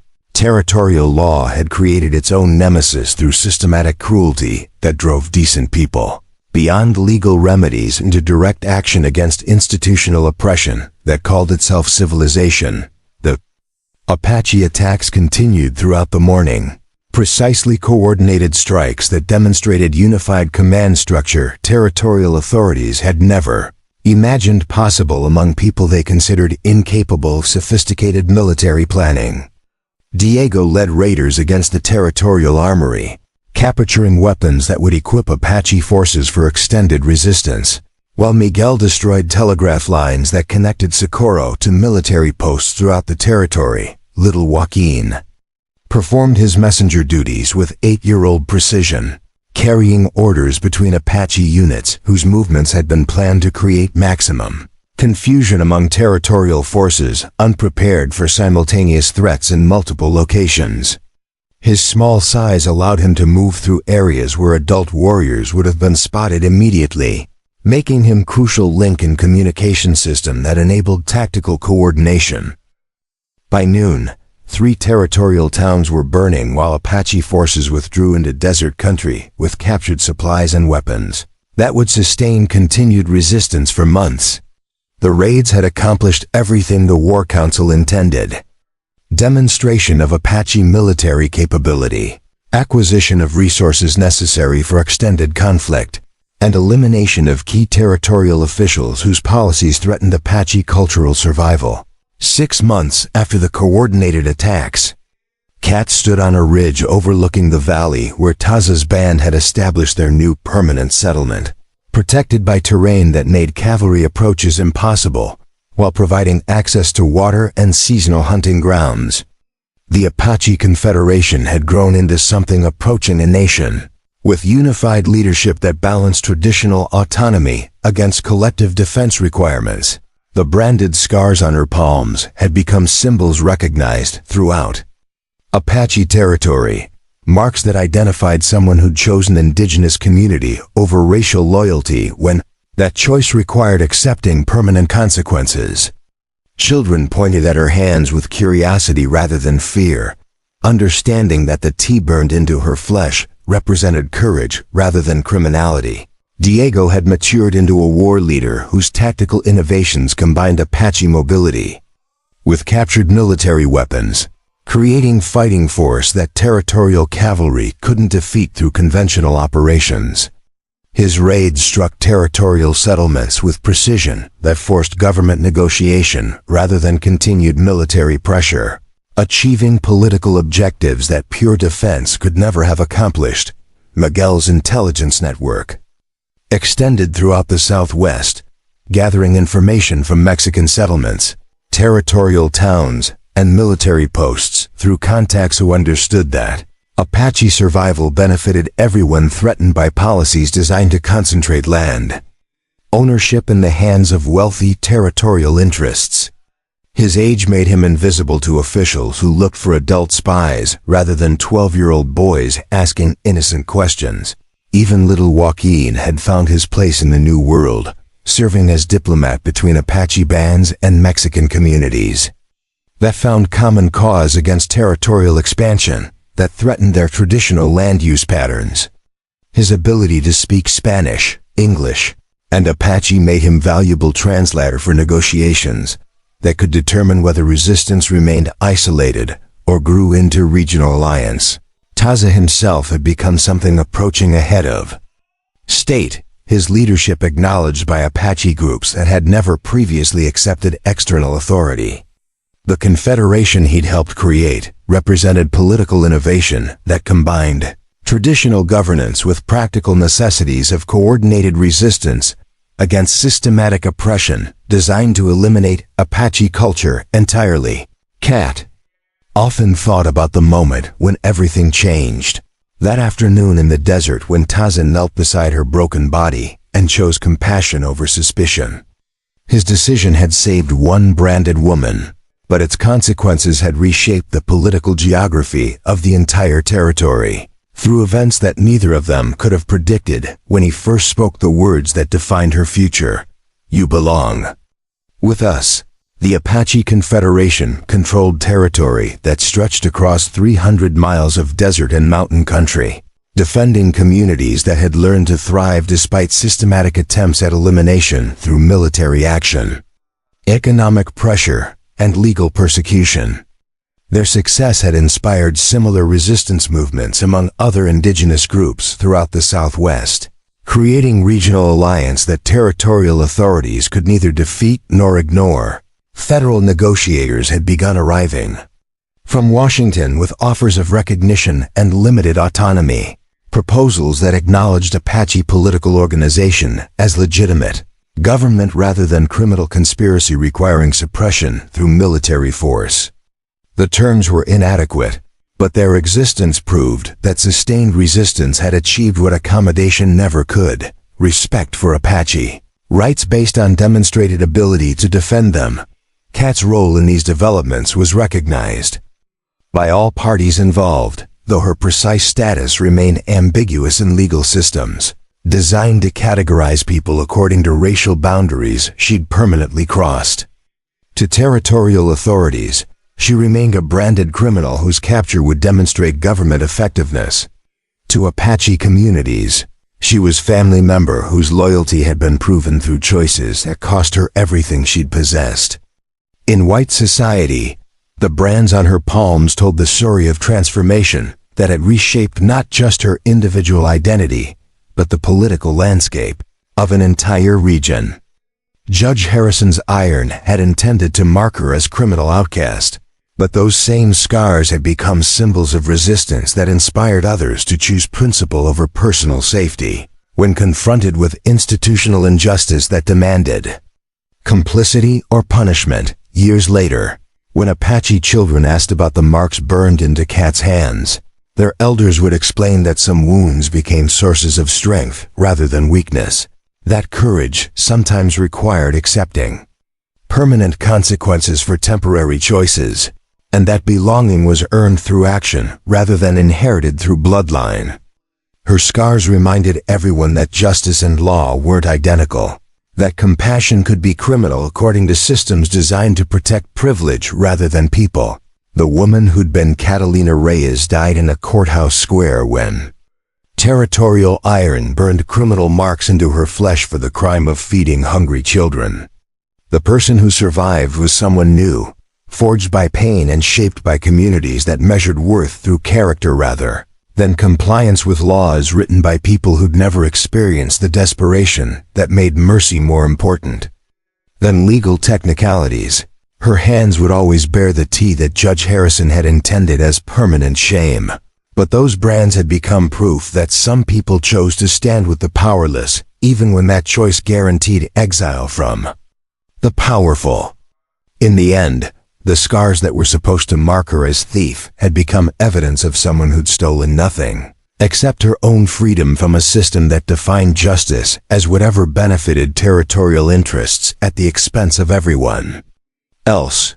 And in the desert settlement where Apache families raised children who would never know reservation life, Kat's scarred palms were remembered not as marks of territorial punishment, but as symbols of the courage required to build new worlds from the ashes of old ones that had failed everyone they were supposed to protect.